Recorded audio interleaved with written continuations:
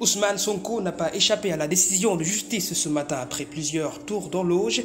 Le tribunal a retenu contre lui 6 mois de prison avec sursis et 200 millions de francs CFA de dommages et intérêts. Le leader du PASTEF hier sur sa page Facebook a lui-même lancé la désobéissance civique. L'arrêté du gouverneur de Dakar interdit la vente en vrac du carburant à compter du 6 au 28 mai 2023. Tout contrevenant sera puni selon les peines prévues par l'arrêté. Une question de sécurité nationale traduit la mesure. Les domaines agricoles communautaires CFA de Sédhiou veut relancer ses initiatives de création d'emplois pour les jeunes. Le Conseil régional de la jeunesse de Sédhiou joue sa partition pour un processus réussi de développement dans le Pakao à travers l'agriculture. Les locataires sont toujours en souffre-douleur face aux hausses arbitraires des propriétaires de maisons. Jugeant satisfaisant le suivi de près de 2300 plaintes sur la table du parquet, il souhaite aussi plus de constance dans la supervision par la CONAREL. C'était les grands titres de cette édition. Le développement, c'est dans un instant. Mesdames et messieurs, bonsoir et bienvenue. Après plusieurs tours d'horloge, le tribunal de Dakar a rendu son verdict. Ousmane Sonko, dans le procès en appel qu'il oppose à Mamba Ignon, est finalement condamné à 6 mois de prison avec sursis, assorti de 200 millions de francs CFA de dommages et intérêts. Le juge a ordonné la contrainte par corps au maximum. En mars, la partie civile était insatiable des dommages et intérêts et avait requis 29 milliards de francs CFA qu'il avait maintenu toujours dans ce procès en appel. Le leader du PASTEF à cette même date a été condamné à 2 mois de prison avec sursis, assorti de 200 millions de francs CFA de dommages et intérêts. Son éligibilité est en ce moment très étudiée dans le fond, car ayant des enjeux présidentiels en février 2024.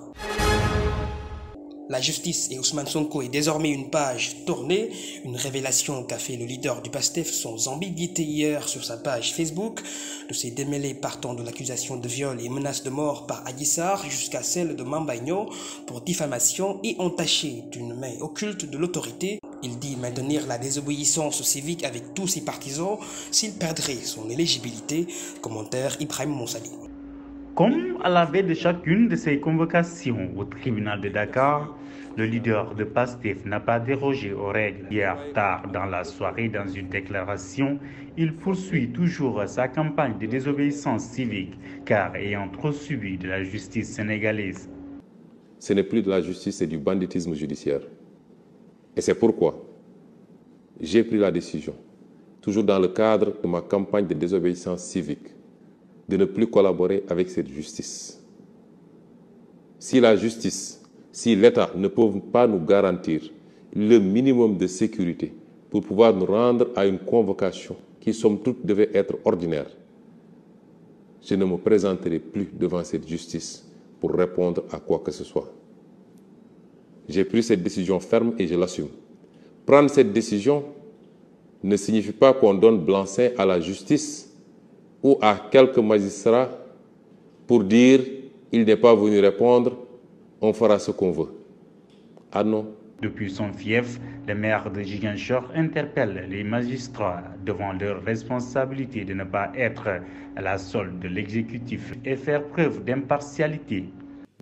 Et vous, magistrats, particulièrement vous, les 3 juges qui devriez siéger, le président Macky Sall vous dit, c'est à vous de stopper aujourd'hui ce projet en décrétant l'inéligibilité de M. Ousmane Sonko. C'est une grosse responsabilité que vous avez. Parce que vous savez tous, comme tous les Sénégalais d'ailleurs, qu'aucun des dossiers qui vous est soumis ne tient la route.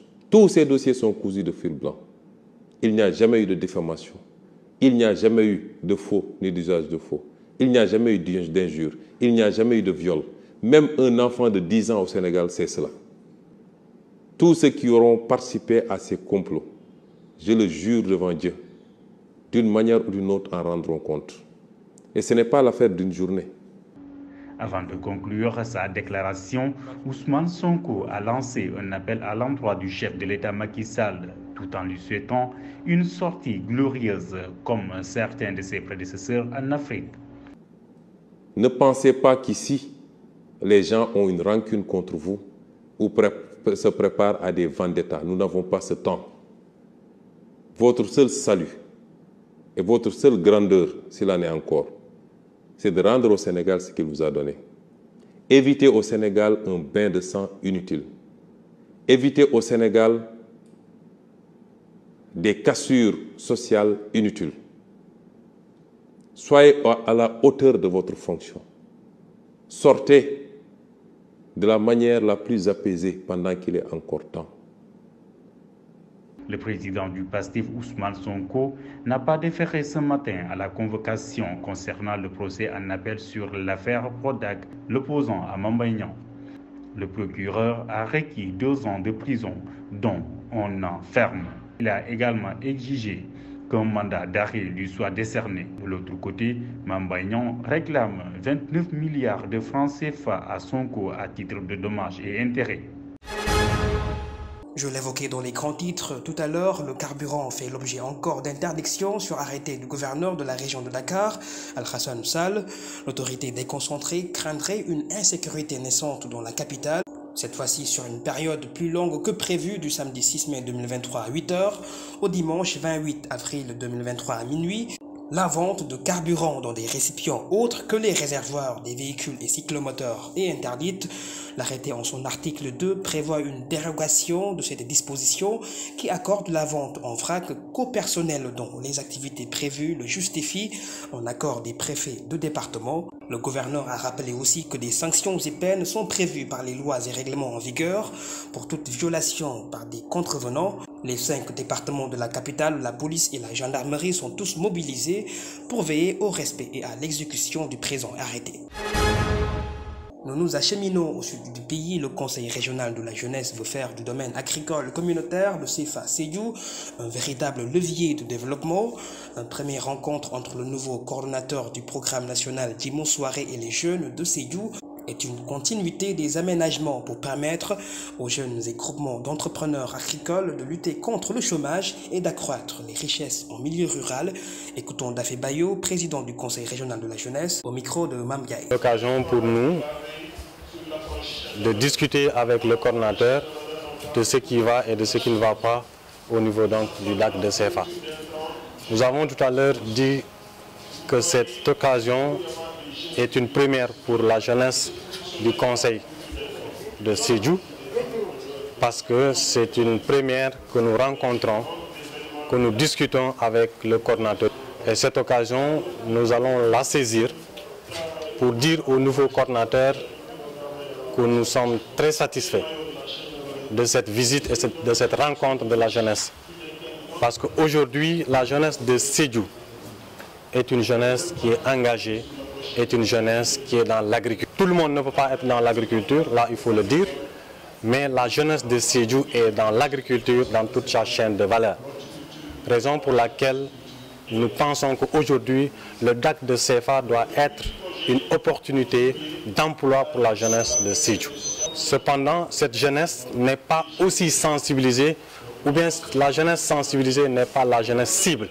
C'est pourquoi nous avons dit au coordonnateur qu'aujourd'hui, à partir d'aujourd'hui, nous pensons que le DAC peut prendre un nouvel élan parce que la jeunesse sera sensibilisée, la jeunesse ciblée sera informée pour que vraiment cette jeunesse participe à la production agricole du Sénégal. Les doléances de cette jeunesse sont entre autres nous aider à nous organiser au niveau du DAC, comme cela se fait, mais également demander aux coordinateurs de penser à ces jeunes qui ne sont pas dans le DAC. Il y a des jeunes qui sont des agripreneurs, mais qui ont leur ferme en dehors du DAC. Donc je pense que c'est important aujourd'hui que le coordinateur sache que tout le monde ne peut pas être dans le DAC. Il y a des jeunes qui sont en dehors du DAC, mais que ces jeunes qui sont en dehors du DAC méritent d'être accompagnés pour augmenter la productivité agricole. Mais également demander à cette jeunesse, encourager cette jeunesse à venir dans le DAC. Comment faire? En s'appuyant sur le Conseil régional de la jeunesse, qui est une structure organisée de la région jusqu'au niveau des communes, qui connaît les jeunes qui sont dans l'agriculture, qui connaît les jeunes qui sont dans la transformation, qui connaît les jeunes qui sont dans la commercialisation. Partant de cela, je pense que le PRODAC peut atteindre ses objectifs qui se trouvent être offrir de l'emploi à la jeunesse, mais également augmenter la productivité agricole au niveau du Sénégal. Je l'annonçais en début d'édition, 2310 plaintes réparties entre bailleurs et locataires sont présentées au parquet pour traitement. La diligence de la Commission nationale de régulation des baux à usage d'habitation au Sénégal concernait juste la période du 1er mars au 4 mai. Un pas salutaire selon les consommateurs qui subissent toujours les coûts prohibitifs du loyer à Dakar. Reportage Emmanuel Sarr et Cheikh Tidiane. Le logement, un besoin fondamental que les propriétaires, entrepreneurs immobiliers en général tentent de satisfaire avec tous les risques encourus. Trouver un logement facile est un parcours du combattant. En plus de la cherté des maisons en location, il y a des besoins familiaux et autres frais demeurent des poids insupportables pour les pères de famille. Les bailleurs s'empressent quand il s'agit de récupérer le loyer en ne s'occupant ni des frais en cas de réparation des portes et fenêtres détruites. Leurs maisons sont généralement sous la menace de la dette injuste car tous ces imprévus sont à notre frais. Ay conditions yu métti quoi waaw day jox benn délai quoi waaw dina laaj fekk le 10 boo fayul dañ la génnee dañ lay jox keneen quoi mooy lool. À Dakar, des maisons qui poussent comme des champignons en témoignent plus sur le vécu de la capitale en termes de niveau de vie. Les propriétaires de ces maisons misent aussi bien sur l'esthétique que sur le coût. Dakar, l'une des capitales les plus chères d'Afrique, est un secret de polichinelle. Man dal ben nig la am ñaari soor la ko luyé ma ngi ko luyé juroom ben junni wa musuma leen ni fay leen ma sa ñu amé dal fay ma rek ma jël ki tabax kërëm am ko joomi at def prêt bi bankam luyé kërëm wa fay banque ñu bëgg ko wañi lo ké luyé 20 ans mu tabax kërëm di fay ku luyas duñ mëna yem wañi suuf ci wañi ciment bi wañi fer bi wañi ndox mi lo da def na bu amé xana di location da wañé. La décision est déjà prise par la Commission nationale de régulation des baux à usage d'habitation du Sénégal. Environ une vingtaine de bailleurs récalcitrants vont être envoyés devant le procureur. Sur la période du 1er mars au 4 mai, près de 2310 plaintes de bailleurs ou de locataires sont traitées au niveau du parquet. Parlons à présent de cette actualité de ce week-end, la hausse des cours mondiaux avec un import sur la tonne du sucre estimé à 616 000 francs CFA et une conjoncture internationale sont les causes avancées par le Conseil national de la consommation organisé le vendredi 5 mai dernier. Les acteurs ne cachent pas leur affaiblissement sur la flexibilité du prix du sucre. Du détaillant au consommateur, l'impuissance est la même. Reportage Emmanuel Sarr et Astobaldé. Une hausse du sucre ajoutée à la rupture du stock en seulement 4 jours dans l'annonce de la direction du commerce de l'intérieur. Un dur fardeau à supporter pour Serigne Saliou Diop. Ce boutiquier ne peut que constater impuissamment les faits. Depuis le mois de Ramadan, presque toute la deuxième quinzaine du mois, je n'ai pas eu de quantité dans mon stock. Le prix me revient très cher quand j'achetais les sacs en gros et ce n'est pas sûr à la vente détaillée et les contrôleurs n'hésitent pas à nous faire demande à 25 000 francs CFA. La solution, c'est faire avec le peu qu'on a, mais cette difficulté que vivent les acteurs ont bel et bien une origine. Des informations dont nous accédons nous parlent des conséquences toujours existantes de la Covid-19 et récemment le conflit russo-ukrainien et nous sommes rattrapés par la loi du marché. Au Sénégal, quand le sucre est à la disposition en quantité suffisante, nous vendons normalement. Mais si l'effet contraire se produit, nous suspendons la vente. Le sucre, une denrée indispensable à la vie, peut être à la limite inaccessible. Un grand désarroi, les ménages qui le préfèrent bien au petit déjeuner du matin. Sa production effective et sa disponibilité doivent être promues. Je suis vendeuse de café. Auparavant, j'achetais cher le sucre en détail et je ne m'en sortirais pas bien sur le bénéfice. Aujourd'hui, je préfère acheter le sac pour l'utiliser à une longue période de vente de café. Cette suspension des détaillants est révélatrice au bout de la même distribution. Nous, premiers acteurs de commercialisation, l'État doit nous mieux encourager l'entrepreneuriat en finançant les porteurs de projets. Que l'État diminue le sucre pour nous, les consommateurs et entrepreneurs. ñu mën a di jënd ay saako di peese di jaay di ci mën a génn. La direction du commerce intérieur, avec le ministre du Commerce, des petites et moyennes entreprises et de la consommation, avait annoncé l'institution officielle du nouveau prix du sucre à 650 francs le kilogramme. Cette décision est issue du Conseil national de consommation le vendredi 5 mars dernier. La conjoncture internationale sera la cause de cette hausse aux impacts très lourds pour les acteurs du commerce et les ménages. Littérature, Pape Faye, une voix de la poésie et du théâtre, a été élevé au grade de membre d'honneur à l'Académie internationale Léopold Sédar Senghor. La cérémonie s'était tenue ce samedi 6 mai en sa 8e édition avec la participation d'éminentes personnalités, des universitaires et des académiciens venus du Sénégal, d'Italie, de France, du Gabon, de Roumanie, de Suisse et des îles Comores. Cette initiative prise par le professeur Cheikh Tidiane Gaye, membre honoraire de plusieurs académies européennes et professeur d'université, est dans le but de rendre un vibrant hommage au poète Léopold Sédar Senghor pour son œuvre immortelle. Pape Faye, président national des artistes et comédiens du théâtre sénégalais, a dédié aussi cette distinction internationale au président de la République Macky Sall et au ministre de la Culture et du Patrimoine historique et l'ensemble des acteurs du monde des arts et de la culture.